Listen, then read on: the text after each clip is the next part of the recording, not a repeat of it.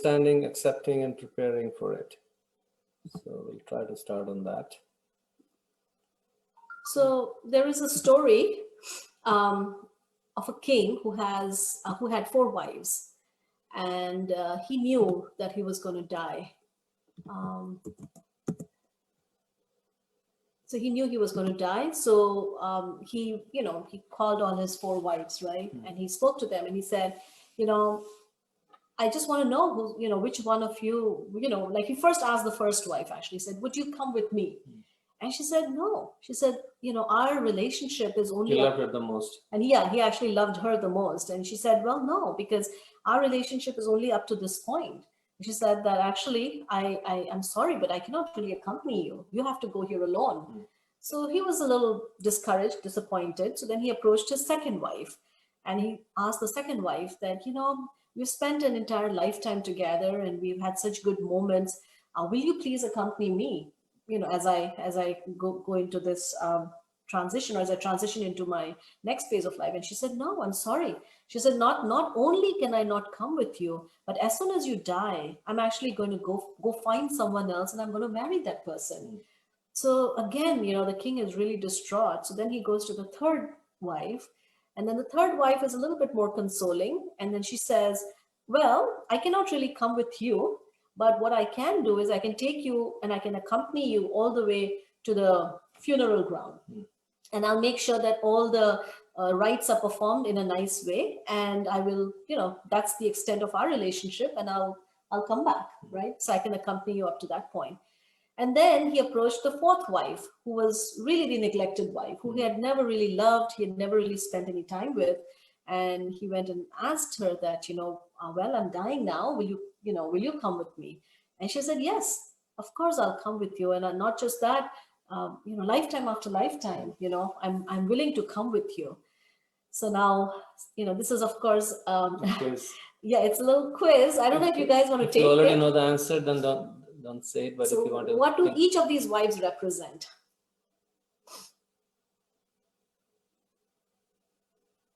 You can stop share.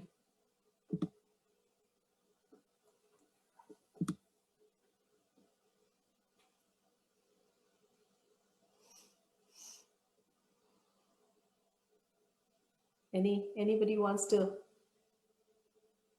take a guess? I think, can you hear me? Yes. Okay. First wife is body. Wow. There were 4, right? Second wife, I'm not sure. I think third wife would be subtle body. And fourth wife would be soul. Well, you got 2 out of 4. So that's really good. I think the second one will be your wealth. Which one would be wealth? Second one will be wealth. Second one would be wealth. wealth and our possessions. That's very nice. Yes, the second one would be wealth, because as soon as we die, the wealth actually now belongs to someone else. People are already eyeing for it. People are already eyeing for it. That's true. So the second one is wealth. What about the third one? The third wife takes you all the way to the funeral ground, performs all the rites, and then comes back. Our relatives? Yeah, Yes. exactly. Our children, Family our and family, our relatives. So you guys, And fourth wife is actually the super soul. yeah, you can think of the super soul or the soul. The right? soul is ourselves. Soul is ourself. That's true. Super soul. Yeah. So the first wife is the body, which doesn't really, as soon as we die, we leave the body behind, and the body cannot really come with us. The second wife said, as soon as you die, I'm going to marry someone else. That's our wealth, our possessions. The third wife said, well, I'll come all the way to the funeral ground. So that's wife, children, family, relatives. And then the fourth wife is our relationship with the super soul, which we tend to neglect. So.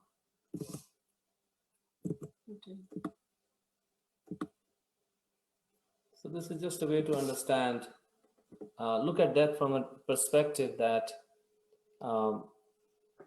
when, I guess, how we are giving our attention to things that don't really accompany us. And we are not giving any attention to things that is always there with us and always support us. And that which will actually come with us.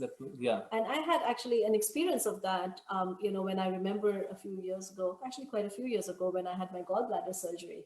And as I was being taken inside, I was thinking that, everyone's here. But, when I'm going inside, I'm just going alone with Krishna, right? So that sense of, developing that relationship where we can actually feel that, yeah, I'm not alone is a good relationship to cultivate. So this is interesting that there were these 3 death wishes of Alexander the Great as he was. And of course, we know about Alexander, right? That he spent his whole life trying to collect and control and conquer. He was one of the greatest conquerors of all times in history. And when he was coming back, on the way, he caught this disease and then he realized that he's going to die. So at that time, he called all his generals and he mentioned that these are my 3 wishes and please fulfill them. So he said, my first wish is that you have my physician bring my coffin to the tomb alone. And the second wish he said was, scatter the gold and silver and gems from my treasury all along from the home to the path to the tomb. And the third one was that when you put me in the coffin, put my hands hanging outside the coffin. So another quiz, what is the significance of each of his wishes? Again, if you already know the answer, then let others think about it. But interesting wishes. I didn't know about them.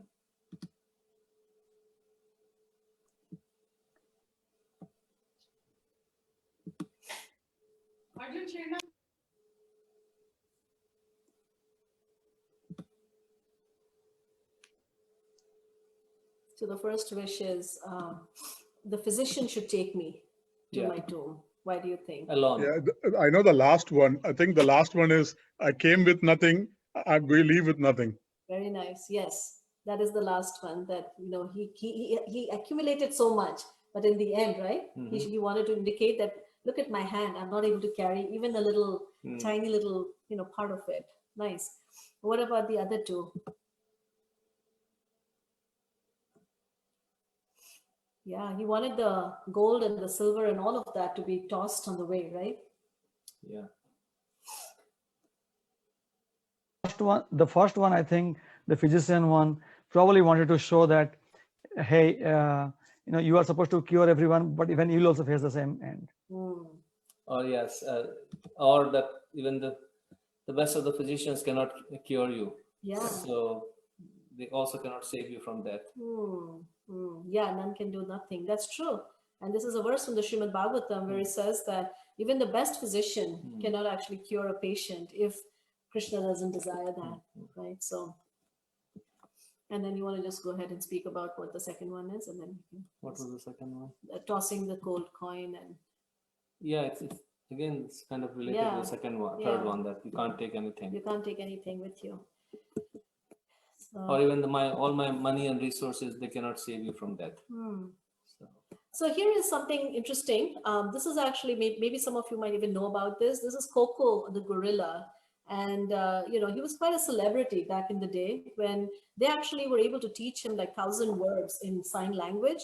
And he could apparently understand 2,000 words. And at some point, they were trying to work with him and help him understand the impermanence of life.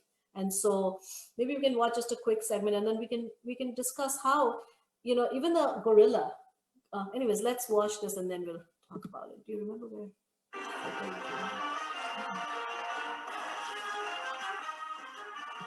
Primate Research Center announced they have taught a gorilla that someday it will die. Nate Meredith has more in the lab report. Thanks, Dan. In an historic first, a team of primatologists has succeeded in teaching Quigley, a western lowland gorilla, the concept of mortality and his inevitable doom. Lana Burrows and Philip Townsend are the researchers leading the project. When we first started with Quigley, he was just a normal, happy ape, not a care in the world. So the first thing we did was we taught him patterns like red block, blue block, green block over and over. Then it became a pattern of gorilla born, gorilla grow, gorilla die over and over. Right. The researchers then showed Quigley photographs of dead, dying gorillas while communicating the phrases "use someday" and "no choice." It took thousands of repetitions, but Quigley finally became cognizant of the correlation between himself and the decomposing pile of hair and flesh in the photo. Quigley shared his feelings in a confessional after completing each exercise. That was a great moment. Quigley also began painting pictures like these almost every day. To make sure Quigley retains the awareness of his own demise, the team spends several hours per day reinforcing the certainty of death's arrival. Quigley, you die. You will die soon. The researchers say at first Quigley could only communicate rudimentary fears about his own death, but he soon moved on to expressing more complex emotions like indifference and self-hatred. And just 2 days ago, Philip Townsend and his colleagues even witnessed what they believed to have been a panic attack in Quigley. He was letting out these anguished cries and banging his head against the wall, and I just thought, we did it. The Chilean scientists believe that we may be able to teach a gorilla to resort to alcoholism or even try to kill itself in as little as... So I guess at one point, this is not shown in this video, but actually they ask the gorilla what death means, you know? And so he says, well, death means, then he shows by his sign language that he dies and then he is put in a hole. And so this is actually something very interesting, that if we as humans, right, if our understanding of death only takes us to that point that the body decomposes and that when the body dies, then you just basically go in a hole or you're buried or burnt, then we have not really taken the time to really understand this beyond perhaps what even a gorilla can understand, right? So there's so much more to understand about this subject matter, and which we want to get into. Yeah, so part of understanding death, one part of understanding death is what happens at death. What is death? That how death is basically, people have so many different conceptions of death. But according to the Bhagavad-Gita, death, we all know, is just a change of body. The soul moves on, leaving the body. So the second part of understanding death is what happens after death. And a lot of times people even think, right, that death is the end, that you die, it's over, and you only live once. That's a very sort of common thing you hear all the time. You just live once, this is it, you die, you burnt, and then you're finished at the time of death. yeah, you're made of chemicals, and you just come together and then you die. And it basically makes our life purposeless, that if you die, just a bunch of chemicals. Krishna also says in the second chapter that you're not manifest in the beginning and manifest in the middle, and then again you'll not be manifest in the end. So what is there to lament? So that's the theory of basically us being chemicals. But luckily it's not that. So soul has many destinations depending on, we'll discuss that, what decides the destinations, but these are some of the destinations that soul can take. But actually in reality, you know, death is really a door, right? So death is not a dead end or a wall, right? It's not the end, but it's just a door through which we can enter into a different reality or a different level of existence. So, you know, there are many places that one can actually go to depending on what we desire and what we have cultivated over a course of a lifetime.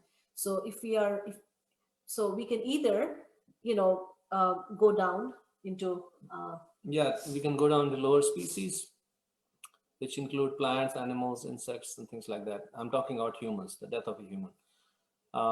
The person can come back, a human being can come back as another human being in the next life, in higher or lower status, depending on how they have done. They can go to higher planets, even like heavenly planets or planets of the demigods. So there's so many in a particular universe, those higher planets. So you can go there, and ultimate portal is destination is the spiritual world. So person can, if they prepare themselves, they can actually enter the spiritual world. And I guess that's what makes death so interesting. It's like a crossroad.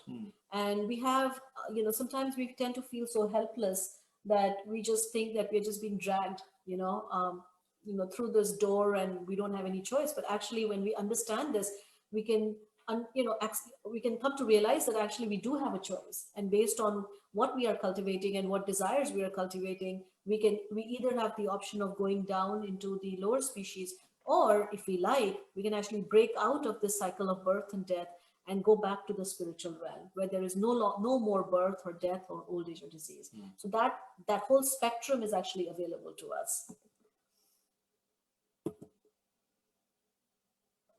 So Krishna talks about this in the 8th chapter. He says, these are the two famous verses, Yam yam vapi smaran bhavam tajatyante kalevaram tam tam eveti kaunteya sada tad bhava bhavitaha. Whatever state of being one remembers when he quits his body, O son of Kunti, that state he will attain without fail. And then he says, oh, this is the wrong verse I put there. Sorry. You want to read the Bhagavad-Gita? Yeah. This is the conclusion actually. So let me read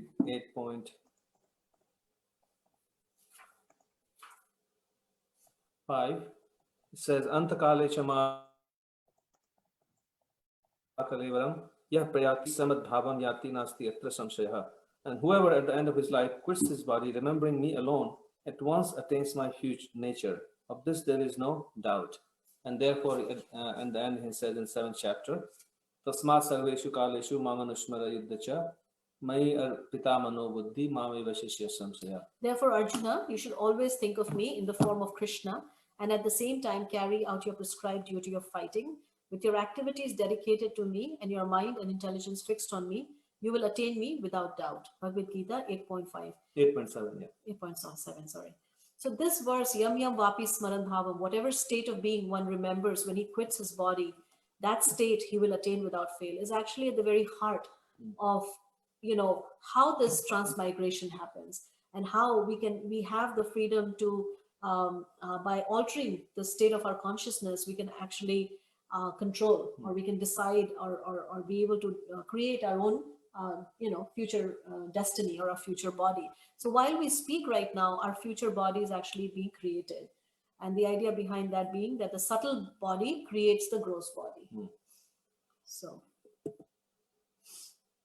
And the example of that in our Vedic scriptures, there's so many examples, but this is a very prominent example of this great king, Bharat, after whom India was named as Bharat.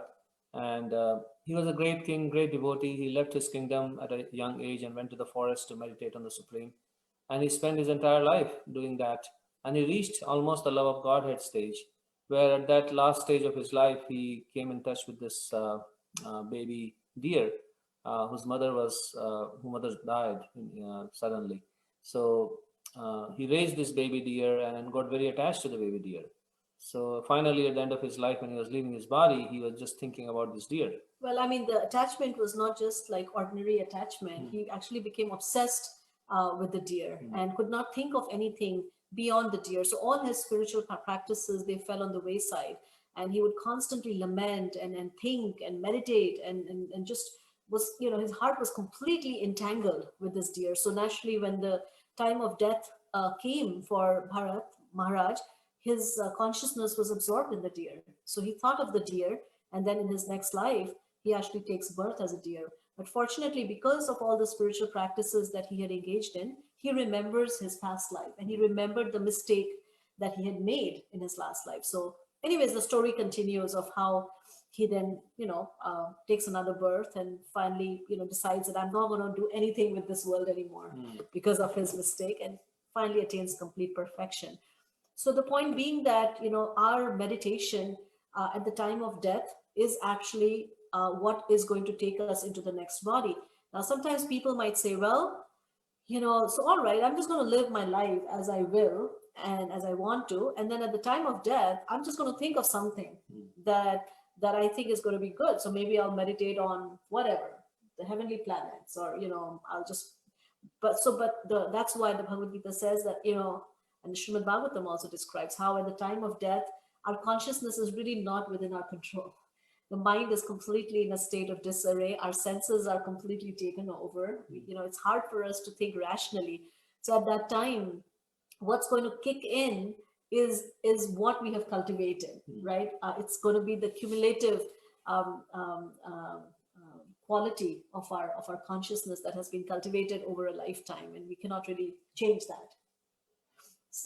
So this is actually an experiment that was done called the Burning House Challenge by Huntington. And, he basically, started this challenge by asking people that, if your house was burning, what would you run out with? So It kind of we can maybe after. same point that what consciousness, right? Yeah. Here we go, here we go, here we go, here we go, here we go, here we go. If your house suddenly caught on fire, what would you take with you? One of our viewers, Katie, hey Katie, sent a link to something called the Burning House Challenge. And basically what it is this guy named Huntington started taking pictures of the stuff that people would take with them if they were fleeing a burning house. So Katie wondered what we would take with us, and we decided to add our kids in the mix, what they would take with them. I would take my Diggo. You would take Diggo? Now who is Diggo? So this is Diggo. What would you take, Dee? The late pen and my Bible. Is that pretty much it that you can think of that you would want to get out of the house? If you had to go really fast? Your stuffed animals. Oh my. Do you think you'd be able to get all of your stuffed animals? No, just the ones that I have here. Something monkey and my cat and my dog. That's a lot of things to carry. What if maybe it's like, no, I'm taking something. No, I am. I would take my. So anyways, the point being that this Burning House Challenge actually really correlates with this idea of what are we going to run out with when our body is on fire, right? Because the house, the body is also compared to a house, and we are living in this house. And at the time of death, it is described that the body temperature really rises up, right? So it's like the body's on fire and the soul has to run out. And so what is the soul going to really run out with? What thoughts is it going to grab onto? And it's not something that, we cannot intellectualize that, or we cannot plan for it. And I guess one way to visualize this is sometimes it's hard to think of, okay, how will I think? What will I think at the time of death? One way to get a glimpse into that is in a day-to-day life when we are maybe going through some bad health or some really bad day, our mind is not functioning properly. So those are the moments we can practice. Those are the practice moments when what are we thinking about? How are we responding? How are we able to think of Krishna? Are we able to think of our soul, our spiritual life, or are we thinking of some other things? That's kind of a practice for us. And also, I guess just on the term, I guess which we'll talk more in detail tomorrow, but just the idea of practice, right? That death is also a feeling of no control. So many times in our life, we encounter moments and situations and circumstances where we feel like all control has been taken away from us. So all of those moments sort of help us, see that how do we respond in such a situation. So this was like we talked about earlier, death can be viewed in three ways. One is death can be viewed as an axe that chops off our connection to this world. Death can be viewed as a tool, and that especially applies to yogis who use death as a tool, as a portal to go into, transfer themselves to higher planets or even the spiritual world. So that is the death of a yogi. Some yogis, they are able to do that. It's almost like, it's a very mechanical process, and we'll read a little bit. It's easy, Jen, you can look it up here. It's almost like a very mechanical process where, just like if I want to catch a flight, I print my boarding pass, I find out what time my flight is, I take a cab or someone drives me to the airport, I go through the checkout, whatever, the security check, and then I board my flight. So, in this exactly the same way, a yogi is actually,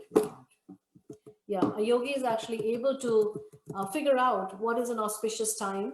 And we'll read a little bit about the process of how a yogi actually, just like I think Naji mentioned this yesterday, was it, about how he can ascend the prana, right, or the life air, and in this way, go to a place that he really would like to. I can share this. Okay. So this is a book that Prabhupada wrote called Easy Journey to Other Planets. And this is one of the first books he wrote. So the Ashtanga Yoga system is also materialistic in as much as it teaches one to control the movement of air within the material body. The spiritual spark, the soul, is floating on air within the body, and inhalation and exhalation are the waves of that air containing the soul. Therefore, the yoga system is a materialistic art of controlling this air by transferring it from the stomach to the navel, from the chest to the collarbone, and from there to the eyeballs, and from there to the cerebellum, and from there to any desired planet. The velocities of air and light are taken into consideration by the material scientist, but he has no information of the velocity of the mind and intelligence.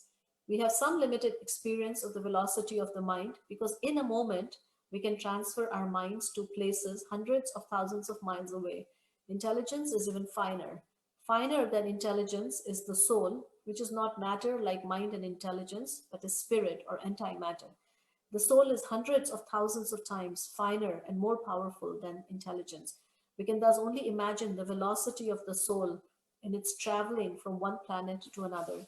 Needless to say, the soul travels by its own strength and not with the help of any kind of material vehicle. And then there is Srimad Bhagavatam also describes how the yogis can travel to all the planets in the universe. When the vital force is lifted to the cerebellum, there is every chance of this force bursting out from the eyes, nose, ears, as these are the places which are known as the seventh orbit of the vital force. But the yogis can block out these holes by complete suspension of air.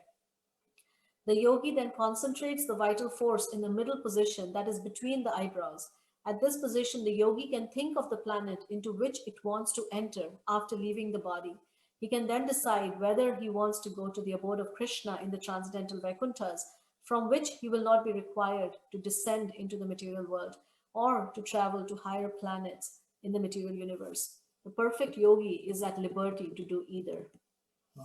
This is nice. For the perfect yogi who has attained success in the method of leaving his body in perfect consciousness, transferring from one planet to another is as easy as an ordinary man's walking to the grocery store. As discussed earlier, the material body is just a covering of the spiritual soul.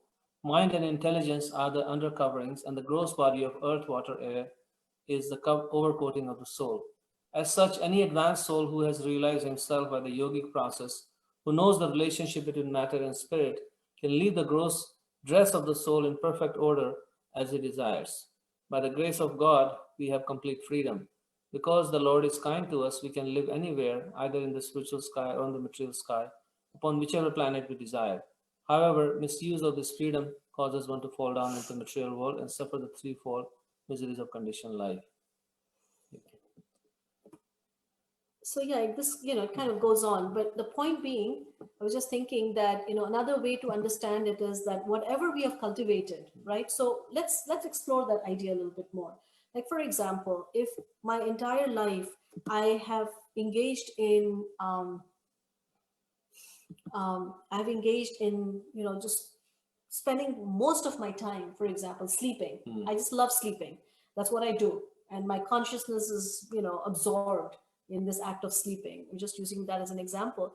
Then what happens is that material nature says that this body, this human body that was given to you is really not conducive for you to actually experience, the kind of sleep that you would like to experience. So let me give you another body. And so at that time, material nature provides us a body, say, of a polar bear, and says, all right, here, your consciousness is more suited for this kind of a body. So here you can have this body.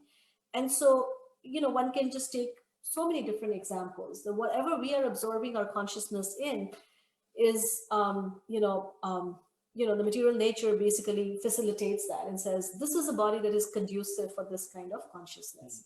And so that's the idea behind that whatever we think of is where we are going to go.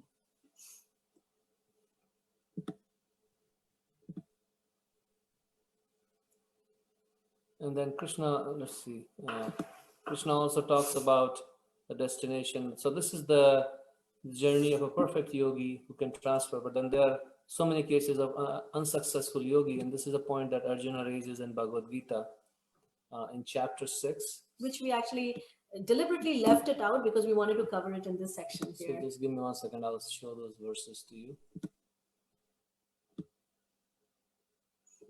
So Arjuna asks a very, very intelligent question here on our behalf. Okay, so let me no, that is being shared, right? No, they don't see that. So this is in the 6th chapter, starting on text 37. Arjuna said, "O Krishna, what is the destination of the unsuccessful transcendentalist who in the beginning takes to the process of self-realization with faith, but who later desists due to worldly mindedness and thus does not attain perfection in mysticism?" So applies to kind of any transcendentalist, not just the yogi. So the Krishna, oh mighty armed Krishna, does not such a man who is bewildered from the path of transcendence fall away from both the spiritual and material success and perish like a riven cloud with no position in any sphere? So this is a very good question, because sometimes somebody takes to spiritual life and because of whatever reasons they don't complete it. So what happens? He's neither is everything that he did in spiritual life is lost, or is what's his destination? Well, I mean, and sometimes people even have this doubt, right? That if I take up spiritual life, then and if I don't complete it, right, then maybe I'll be lost in both the spheres, right? I didn't attain material happiness, nor have I attained spiritual happiness. Exactly. So then Krishna responds to that. So he says, "This is my doubt, and I ask you to dispel it." So then the Supreme Personality of Godhead said, "O son of Pritha, a transcendentalist engaged in auspicious activities does not meet with destruction, either in this world or in the spiritual world.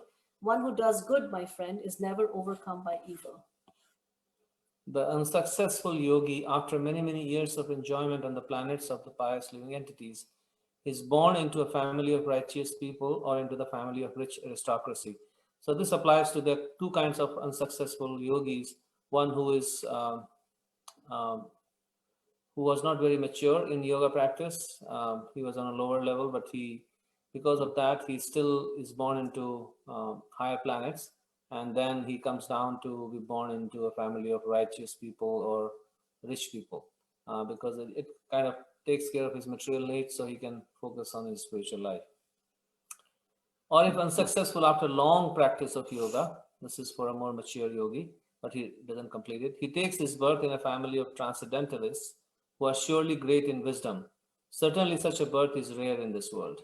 So to take birth in a family of transcendentalists, which means devotees or people who are practicing spiritual life, is a very, very rare birth and a very... There's few more verses. Oh, okay. Yeah, this one is this section.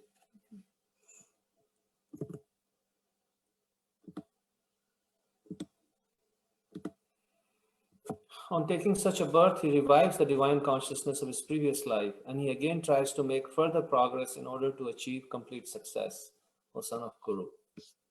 By virtue of the divine consciousness of his previous life, he automatically becomes attracted to the yogic principles, even without seeking them. Such an inquisitive transcendentalist stands always above the ritualistic principles of the scriptures.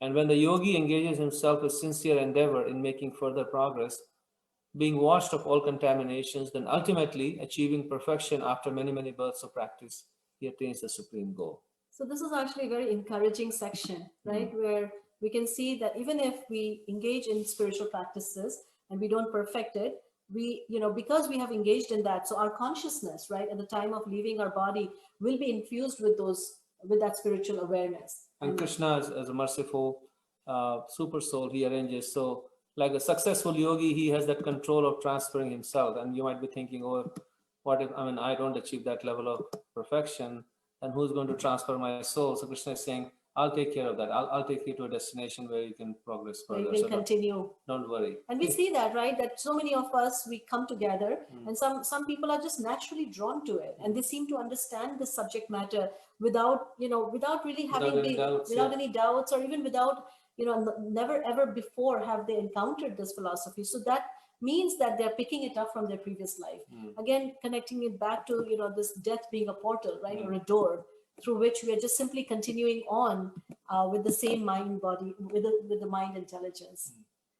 So, okay, well, it's, what, should we take a pause here and then? We have only 2 or 3 slides. Oh, really? Okay. So we see that, so the yogis, they actually used a mechanical process to approach death. In the modern times, we see that we talked about how, generally speaking, we tend to avoid these discussions, but more and more people are understanding the need to actually talk about this very important transition and how to prepare for it.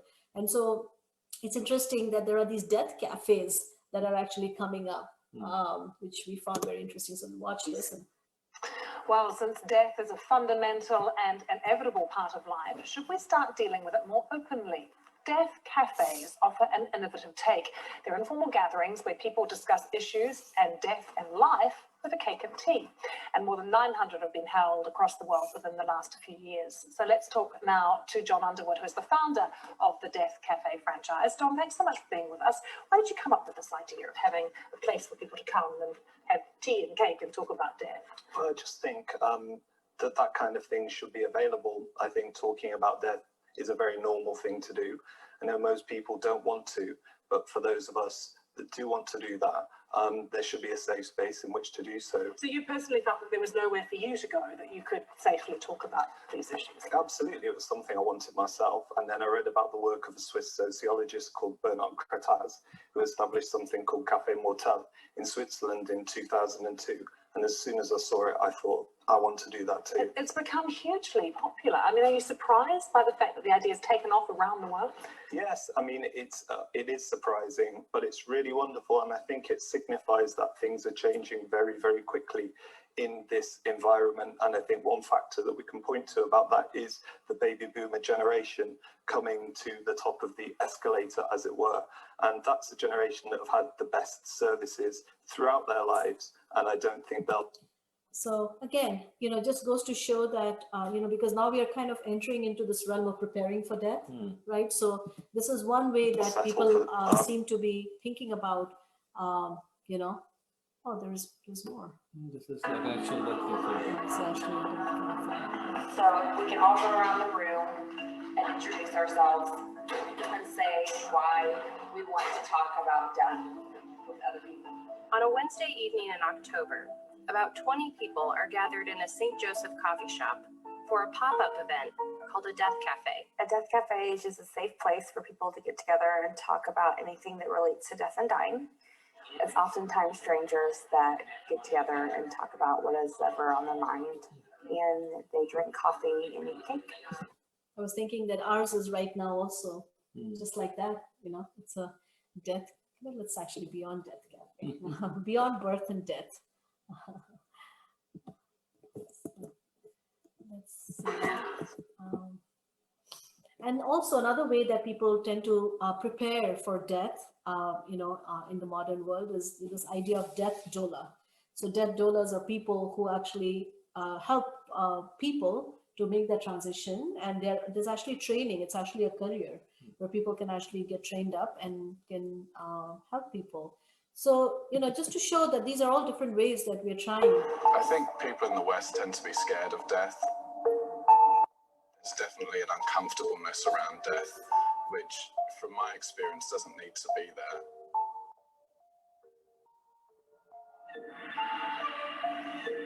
A death doula is just somebody that helps somebody die well, to die happy rather than just to die in conditions that they're not happy with.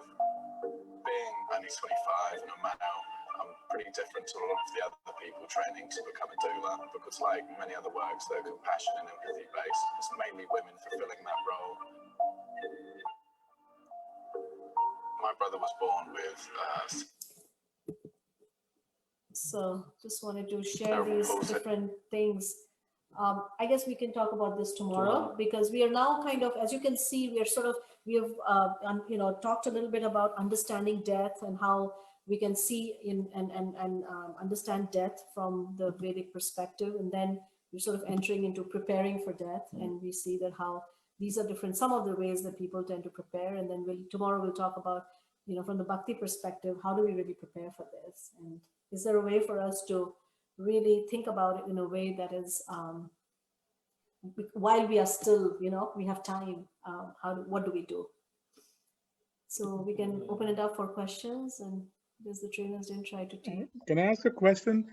When somebody commits suicide, is that part of their karmic reaction? Yeah, let's talk about that right now, because even yesterday was a question. So we'll come to that. We'll first look at the chat, and then we'll take that question, because that's a bigger topic. So go up. No, there is from Tapas. I guess the trainers didn't try to teach truth about death to the gorilla. No concept of reincarnation, the greater understanding of life. Having changed so many jobs in my life, I draw analogy of death to change in job, where you meet new boss, new co-workers, new work, new place. However, the soul stayed with me in spite of change in job and place. Oh. Thank you. Keeping pets is dangerous. Naji, how did you get that from this? Huh? Keeping pets. Because the thingy. Oh yes. yeah. I mean, when I first heard that story, I was just thinking that so many people keep dogs and cats, and that it just seems like dangerous if you're trying to attain it. If one gets too, overly attached, then. But what if they're just there? Like, what if your dog is like sitting on your bed as you die, and you happen to look at him? Yeah, so you can say, well, I'm going back to Krishna now, and I and chant to the dog. I mean, there are devotees who have some pets, and they listen to the holy name, and as long as see, the problem is not the dog. The problem is not the pet. The problem is our attachment, and that too, the excessive attachment. Okay, fair enough. Sadly relevant now, the burning house challenge. Yes, the attachment of Bharat was due to his compassion. Not sure how he got so consumed by, misplaced compassion. Yeah, he got compassion just for the body, and in compassion he actually forgot. There's nothing wrong with compassion, but he actually forgot his spiritual duties and actually gave them up to a great degree. So that's where he made the mistake. Wasn't there some protesting monk somewhere who lit himself on fire? That mental control must be unbelievable. Lit himself on fire. Did he die? Yes. Oh yeah, we watched that, right? Yeah. He didn't die. No, he didn't die. This is different. Oh, this is a different monk. Yeah. I mean, there are yogis, who are able to do different things. In fact, I think there is even a guy who does all these extreme sports. He goes and he gets into this, freezes, puts himself in like below freezing temperature, and sits in cold water, and things like that. So, the mind is very powerful, and there are things that we can do to train it, I guess. Tapas is saying, guess we're in a death cafe now. My father always said, remember death and God only. One of my friend had a neighbor who lived by herself. She would constantly talk of her funeral, and that would make my friend very sad. I guess it's taboo to talk of death in our culture. Yeah, probably harder in such an age of ignorance, as we are so much is our current life a reflection of our state of consciousness in our last life. Obviously, even if we are continuing from another life, we weren't successful because we are still here. Yeah. I like the comparison of the body being our house, which is on fire, and the soul having to decide at the time of death what to take while leaving. Are there any situations in which it's appropriate to commit suicide? Okay, so suicide seems to be coming up, so we can talk a little bit about that. So in general, the concept of suicide, it's just like with any other action, there are some reactions. And so suicide has some reaction in the sense that, again, let's think of material nature as a very reasonable person, right? So material nature says, I gave you the gift of a body, right? A physical body, a gross body. You, prematurely, right? You destroyed it, or you killed yourself. So for some time, once you commit suicide, then one does not get a gross body, and one sort of hovers on this subtle plane. And so you hear about ghosts and different subtle, entities. So these entities are nothing but living entities with simply the covering of the subtle body, which is mind, intelligence, and false ego, without the gross body. And so that is sort of a reaction to not having properly appreciated this gift of this gross body. I think Nandakumar Prabhu, your question was, is it because of past karma? It's hard to answer that. I mean, it's just an action where you're harming your body to the extreme extent. Yeah, so, but it is a result of our past karma, right? Because in the sense that I was thinking about this graph that we had previously discussed about how you perform an action, right? There's avidya, and then you perform an action, and then from that action there are several reactions that you get. So every karmic action has multiple, like 2 levels of reaction. One is the manifest reaction, which comes in the form of suffering, difficulties, circumstantial difficulties, which we have no control over. But then there is also another kind of reaction that comes about because of performing any action, which is a subtle depositing of a tendency within our consciousness, or like thought patterns, like creating some thought patterns, right? So that is something which is also a result of our karmic reaction. So in this life, we may be encountering the coming together of both those reactions simultaneously, where circumstantially we are finding life to be hard, but not everyone who finds life to be difficult resorts to that. So somehow that gross, or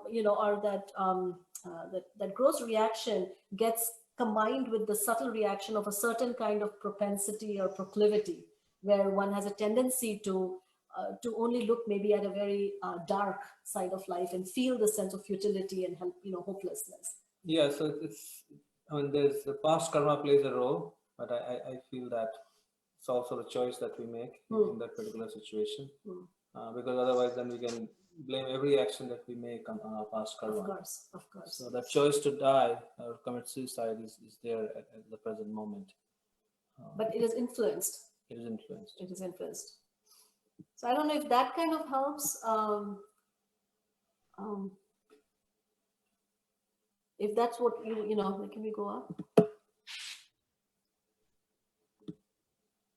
Are there any situations in which it's appropriate to commit suicide? Not really, Naji. I think the only time, like, I don't know, like in the Vedic tradition, when somebody found out that they were going to die, then they would actually fast. They would give up eating and drinking water, just like Maharaj Parikshit did that. He knew that he was cursed to die in 7 days, so he gave up eating food and drinking water. And that focused on Krishna. And focused on Krishna and just hearing Krishna. And that is actually a highly recommended way. If one knows that, the doctor says, this is it, you have 5 days to go or 4 days to go, then one is allowed to, take that route. Prabhupada did the same thing. Yeah. That's very interesting. My grandma actually did something like that. I mean, she didn't know anything about the Vedic tradition. She was a Christian, but she got a little bit ill. I mean, she was old. She was very old. And she got a little bit ill. Like she was having this dizziness and stuff. And then at some point she just started refusing water, I think. And I think that's what actually killed her, was that she wasn't drinking. Yeah. But, yeah. That's considered to be a very clean and a very mode of goodness way of living, actually. So nice. That's very nice. Maybe that's where you get your spiritual awareness and consciousness from. Perhaps. What does not having a gross body look like? Where do they go, Dominic? Yeah, so not having a gross body basically looks like not having a gross body. So one is basically, it's basically subtle, sometimes people say they can perceive subtle entities, right? The ghostly body. So like a ghostly body. So basically just mind, intelligence. With the soul. With the soul. So we can't really see them with our naked eyes. It's subtle. And that's why sometimes you hear of them trying to find a body that they can enter into so that they can enjoy, right? So you hear about people getting possessed and stuff like that. So it's a kind of existence that that is on a subtler plane.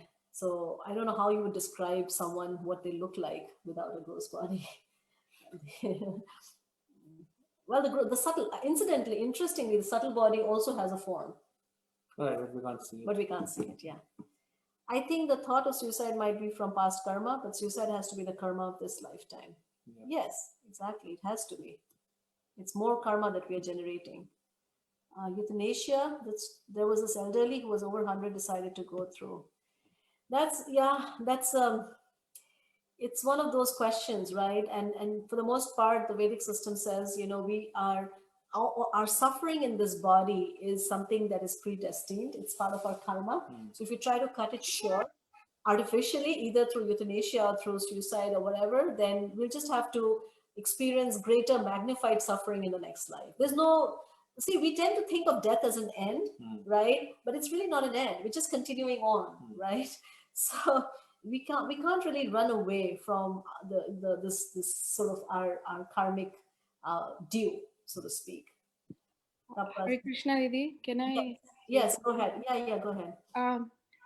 For suicide, I want to make a comment that just putting it in a box of choice and past karma gives a very reductionist view of suicide. When people who commit suicide, actually they are so deep down in the dumps that they don't feel like they have a choice. It's not that they know this is the choice I'm making and I'm making an informed choice. And so that's not the case, because it's just like someone's hand is broken or leg is broken, and then we tell them you are making a choice not to walk. So similarly, suicide is not that black and white situation. It's very people feel very worthless and they don't see anything in the future. So at that point in time, they really have nothing in hand to consider that they have a choice. For them, they don't have a choice. Of course.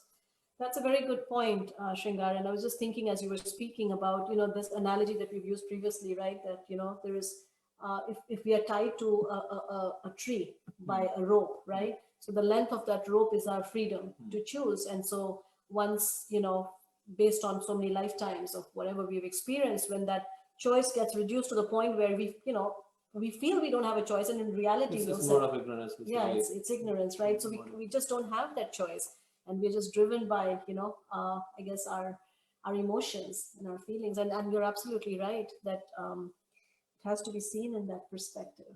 And yet, as we understand that there are things, right, that can just give us 1 minute.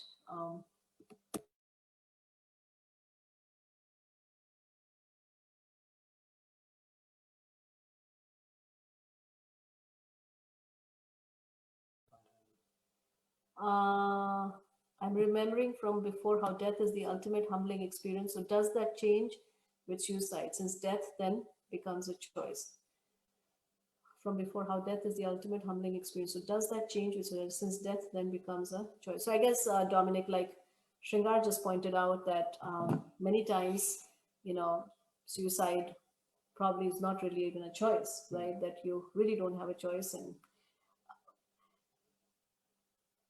yeah, and maybe we can think a little bit more about that. I mean, I understand, Shringar, what you're saying, that, there is no choice, but at the same time, the living entity, is because by saying that we have no choice, then it also takes away. That means somebody else made that choice. Somebody else made that choice, right? So there, the responsibility, we may not find that choice in this lifetime at that moment, but the choices that we have made, right, over countless lifetimes is part of that choice or no choice at this point, right? But then that would really undermine their mental health problem if we say that that's a choice they have made in this lifetime or their past lifetime. That's like completely undermining their emotional problems. Yeah, I hear what you're saying, and I think it has to be taken in balance. For example, if say a person has a broken leg, you would not say that okay, my leg is fine and you have I understand you have a broken leg, but yet you try hard. If you try hard enough, you'll be able to walk. Just like I'm walking. You're just not making enough you're not giving yourself enough motivation, and you're not giving you're not making enough efforts, and you're just not making the right choice of not trying to walk when you know they have a broken leg, but because it's a physical disease and it can be seen, so it's easy for us to say that, oh, he has a broken leg so he cannot walk. It's just ridiculous to tell them that it's a choice that they are making of not walking. Yeah, but then you can also say, Hare Krishna, can I interrupt here and say something? Yes, Bhavani, go ahead. So, I mean, I hear you. So if the broken leg is sort of an analogy to your mental health or mental situation, then what about putting in efforts to heal that broken leg, to, heal your mind, basically? You know what I'm saying? That's exactly the disease, right? That's exactly the disease, that they are broken. Their mind is broken, and because the mind is broken, it's not able to make the right choice, and it's not actually able to even understand that they have a choice. That's the whole issue. Right now, when a person has a broken leg, they have a sound mind and sound intelligence to be able to make that choice of going to the doctor and doing what is required. But with mental health problems, people don't have a sound mind and they don't have a sound intelligence to be able to make that decision. Yeah. Can I Yes, Delia, go ahead. say something from the astrological perspective? Yes, of course, we have all these different amazing. Yes, go ahead. Is that I think the discussion of like what happens when your mind and your intellect isn't sound, and like how much degree of choice or free will do you actually have in that situation is like a really interesting point that doesn't only apply to cases where people are feeling suicidal, but like also other situations. So you have people like in astrology, it is actually possible to pinpoint possibilities of extreme mental health issues. Like it's, you know, the 12th house and the 6th house and some placements and indicators and everything. So potentially like you could look at the chart of somebody who is mentally, who has a mental illness, not just depression, bipolar, you know, like whatever that may be. And basically, you know, that they like, because the birth chart is basically the map of the karma, the karmic field that you were born into, then the idea is that there is a sense in which that is a reflection of your karma, because you can see it actually like in the birth chart. So I would tend to take the view that that maybe like, to use the broken leg analogy, and this is not intended to like place the responsibility, like it's not intended to victim blame or to yeah, like put the blame on somebody who's sick, but like, let's say that, like, why is the person's leg broken? Maybe the person's leg's broken because they were riding a motorcycle around a curve really quickly in the rain, you know, like, and so there was some consequence in the past that resulted in them having a broken leg. And it's not to single out people with mental health problems, because I think that this is true for all of us with whatever karma we experience, like the difficult karma as well, that probably like we did something to make us to make that karma like applicable to what we're going through. And I think mental health is one example of how that could play out. But then I would also tend to think that we should remember that the soul is eternal and no situation is forever. So I wouldn't imagine that somebody who whose karma it was to have a mental health problem would be destined to like always to never be able to get out of that death after death after death. You know, like eventually I think there would be some healing and integration. Absolutely, and that is actually, you know, very, very well put. That, you know, it has, it's not a black and white kind of a discussion. There's so many factors there. There is the interplay of karma. There is some choice, or maybe lack of choice, and yet, you know, there is. But still, people who are suicidal, when they get help at the right time, then they're able to come out of it. Able to come out of it, yeah. And then it's a journey. You know, it's nothing is happening in isolation. I guess we tend to think of something within a certain frame and say, well, at this point, this person doesn't seem to have a choice. But there are so many things that have happened in the past, and it's also not the end, right? And I guess that's the other point, is that suicide or mental health problems, these are, again, like Krishna says in the Bhagavad-Gita 2nd chapter, they're all like the coming of summer and winter season, right? So we go through our different phases, and I think I really liked earlier what you said, that the astrological charts can actually point that, that, you know, in fact, it is described that sometimes people go through these really bad periods where even people who are completely sane, they seem to go through, like in astrology, and I know you practice Western astrology, right? But there is this Rahu Mahadasha, right? It's like a long period where people who don't have, you know, any kind of, like, they're just the most sober people, suddenly they start exhibiting qualities that you never expect them to, you know. So there's just so many factors. Same argument can be applied like in a state of insanity or total lack of control. What if I murder few people? Then who's responsible? Who's responsible? Yeah. And maybe in the court of law, the person can escape that, or maybe they're put into an asylum. Or maybe they might get lesser, or lesser. But still, the soul is still responsible for taking the lives of others. It's a good discussion. So which chapter of the Bhagavad Gita addresses suicide, if it does? It doesn't. I think because It we're doesn't. on the topic Okay. of death, Okay. this is the overall understanding of Bhagavad Gita that speaks to how we have a gross body and a subtle body. And Okay. because this conversation kept coming up, so that's why we're just addressing it based on. Thank you for sharing. I'm remembering from before, Susan. Okay, thank you. I think the best way to heal is by chanting. Earlier, I would hold grudge for longer. Now, a lot more forgiving and happy. That's nice. Yes, Delia, that helped answer my question. Thank you. Dominic, I suppose a good question is, are all mental health one? How does subtle body of one who, yeah, this is a good question. How does the subtle body of one who committed suicide, how can that be liberated? So by this process of spiritual, so if you have a family member or someone, or even if we in some past life, whatever, all the karma can actually be dissolved simply by this process of practice of Bhakti Yoga. And of that, this chanting of this Hare Krishna mantra is very, very powerful to actually liberate anyone, you know. So even Or if they will get a gross body and then they can move on. I do agree that in the context of this lifetime, it's important to acknowledge that people can't just snap out of it. Yes, absolutely.